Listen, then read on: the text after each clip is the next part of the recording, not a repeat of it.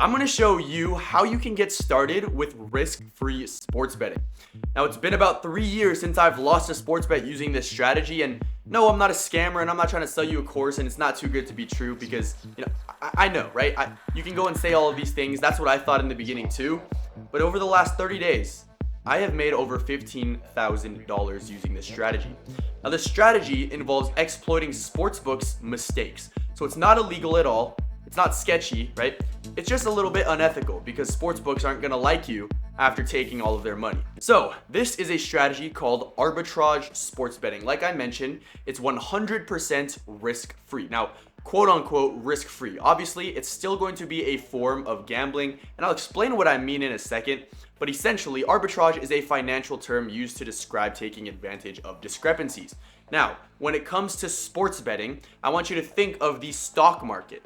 The stock market is very efficient. No matter what brokerage you use, you could be on Robinhood, Webull, E-Trade, it doesn't matter. The price of a stock is going to be the exact same across the different brokerages.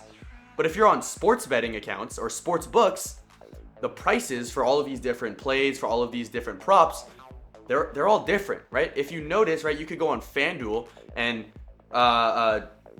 Josh Allen's over passing yards can be minus 110, but on DraftKings, his over passing yards could be plus 120, right? So there are different prices for the exact same prop, and I want you to think of the prop like the stock in this case.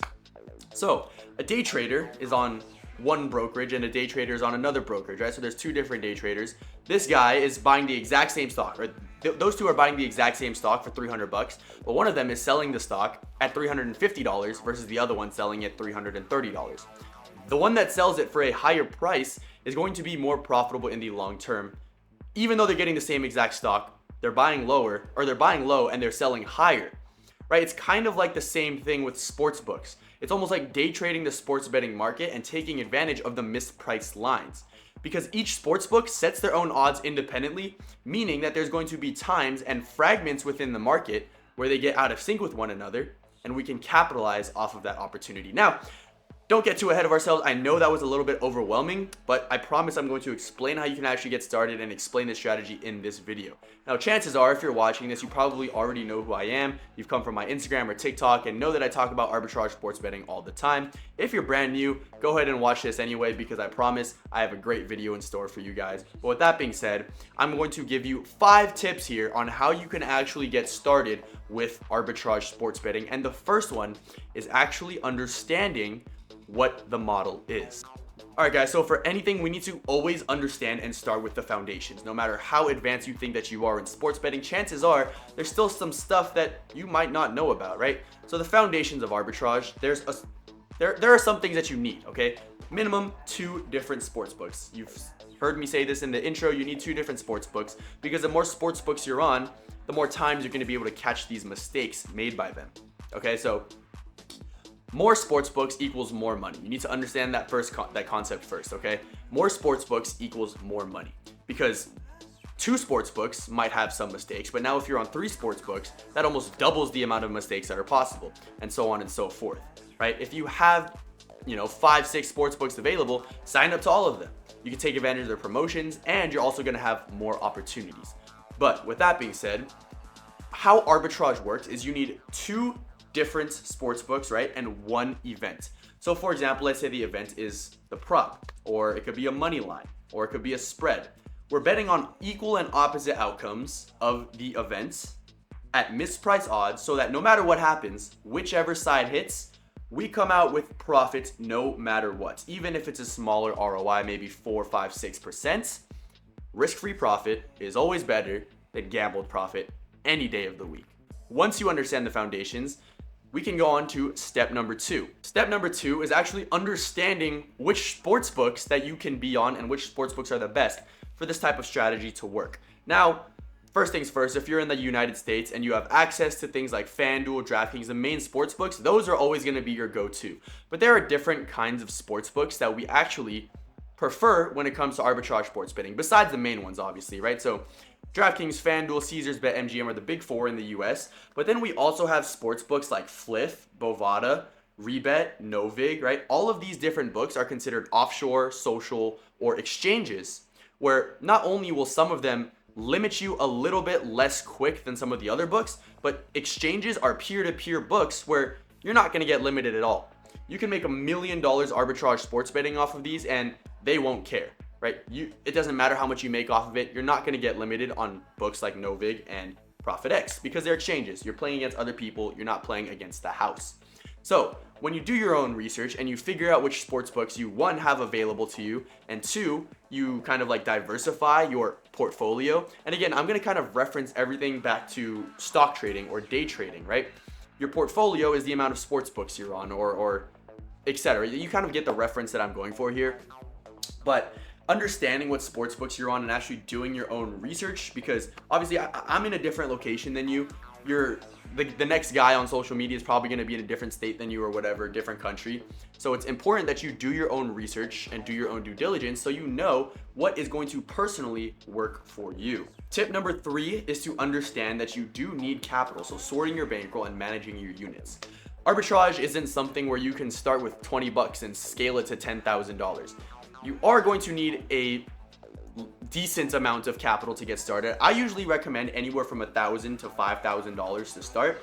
Now I know that might seem like a hefty amount for a majority of people, but there are a bunch of things that you can do in order to actually gain, this starting bankroll. One, taking advantage of all the promotions, the bonus bets and everything like that. Or two, just straight up investing into yourself and into this side hustle, because just like anything else, right, it takes money to make money. Some more than others, but in this case, you're investing in a skill that's going to allow you to make risk-free profit and never have to sweat a parlay ever again. So in my opinion, that's pretty worth it, because the amount of nights that I've spent refreshing prize picks and researching all of these parlays just for them to lose, I don't ever want to go back to that, okay? So let's say you start off with $3,000 is usually what I tell my students is an ideal number, because that way you can choose 3 of your favorite sports books or 3 sports books that you can see the most value on or use the most and deposit $1,000 equally. That way, when you are getting down your arbitrage bets or finding these arbitrage bets, if it's $300 on one side, it's probably going to be around the same on the other side, give or take a couple,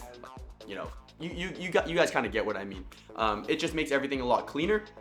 And it makes everything a lot easier to track. All right, guys, and this kind of brings me into tip number 4. I don't know if you count this as a tip, but it's really just a necessity. You need a software to find these bets, because you cannot do this stuff manually. You can't look through multiple books at a time and expect to find these mistakes and discrepancies, because with the amount of lines and the amount of markets that there are, that would take you literally days, all right?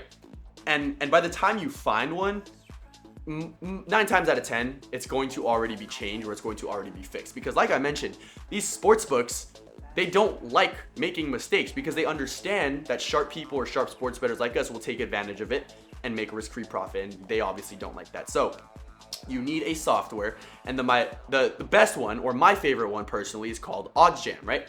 Oddsjam, I'll leave a link to it in my bio. You can get a 7-day free trial, and as well as 35% off your first purchase. And Oddsjam is great. By far, I've tried a bunch of arbitrage tools. You're paying for top quality, okay? It has a bunch of different features, and I have a couple of videos on how you can actually use Oddsjam and get the most out of it. But Oddsjam basically just scans the entire market, thousands of different sportsbooks, and pastes all of the opportunities on your screen in front of you. Super helpful, super useful, and it's actually pretty freaking mandatory if you want to be profitable using this strategy. All right, guys, and tip number 5 is arguably, if not the most important one, and it's tracking all of your bets. Not just your bets, but tracking everything, okay? Tracking what sportsbooks you're on, tracking the amount of money in each sportsbook, tracking the amount of volume that you get on sportsbooks every single day is gonna be super important in the long run because of things like limits, things like managing your bankroll, etc., right? You also have to understand that limits are inevitable. You've probably seen people talking about this on my page or in the comments, right? That sportsbooks, for like the 50th time, don't like arbitrage sports betting, don't like this method at all. So if they catch you doing it, which they will, it's just a matter of time, you're gonna get limited. Now, there are different ways that you can prolong these limits and stay under the radar for longer, which again, I have different videos on you can go check out. But a big part of it is tracking the amount of volume that you get down on certain bets. So if you're getting a bunch of volume down on FanDuel or DraftKings, you could lay those off and get on different books for the next week, so on and so forth, right? And if you're getting thousands, or not thousands, I'm sorry, but if you're getting multiple like 10s and 20s and maybe even hundreds of bets every single week, you need to be able to track which ones hit, which ones didn't, how much you beat the books by, etc. Just tracking everything gives you a lot less headache. Even though it might be a little tedious, it's going to be freaking worth it. It's going to be pretty damn worth it in the long run, okay? Just take it from someone that's been doing this for over 2 years and has been making tens of thousands of dollars every single month doing it. Track your bets, okay? Bottom line. Alright guys, and with that being said, those are the 5 beginner tips that I have for you guys to actually start arbitrage sports betting and get started with risk-free sports betting in general, because I know I hated spending hours researching parlays. I know I hated sweating the actual parlays that I spent hours researching and wasting my time watching the game just for them to get on the field and look like they don't do this for a living. You know what I mean? I know you guys know what I mean. But with that being said, guys, I hope you enjoyed this video. If you found it useful, right, make sure to leave a like. It helps me a ton. Comment what you want to see next, or if you have any questions. DM me on Instagram also, because I respond there a lot, and subscribe to the channel. I love you guys, and I will see you guys in the next one. Peace out.